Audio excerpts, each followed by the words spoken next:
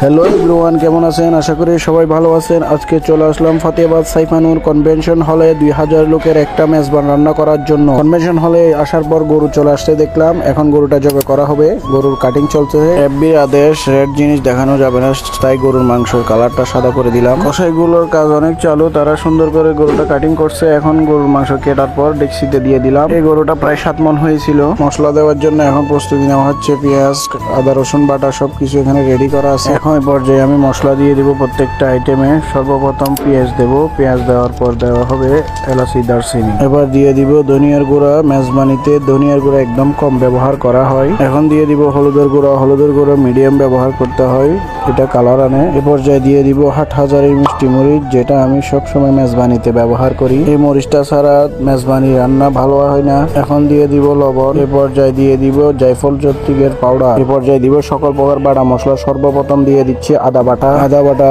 দেওয়ার পর দিয়ে দিব রসুন বাটা। গরুর মাংসে আদা থেকে রসুন কম ব্যবহার করা হয়। এখন দিয়ে দিব বাদাম বাটা। এই পর্যায়ে দিয়ে দিব চিকন জিরা বাটা, এটা গরুর মাংসে একটু বেশি করে দিতে হয়।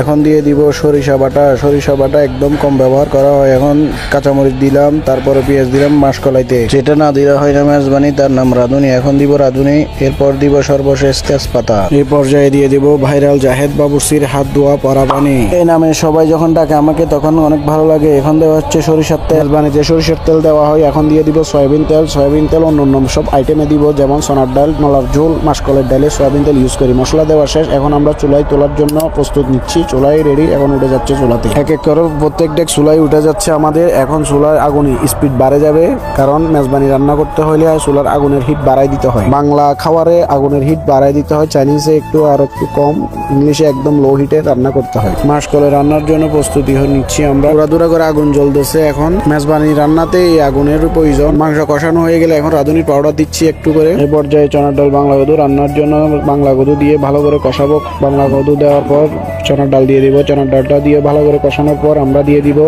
পানি। এই মেজবানের পার্টি মোহাম্মদ মিজান ভাই এর বন্ধু বাবলু ভাই, উনি বলতেছে একটু উনি রান্না করতেছে, এটা ভিডিও নেওয়ার জন্য নিয়ে নিলাম। বাবলু ভাই অনেক খুব ভালো মনের মানুষ, সবার সাথে সহজে মিশে যায়। ধন্যবাদ বাবলু ভাই। মোটামুটি আমার রান্না শেষ। এটা মেজবানি মাংস, খাবার চলতে হুলস্থুল করে। এটা মেনুটার মেজবানি সবজি। এটা হচ্ছে নলার স্যুপ বা নলার নেহারি। এটা হচ্ছে জাহেদ বাবুর্চির অথেন্টিক মেজবানি মাংস।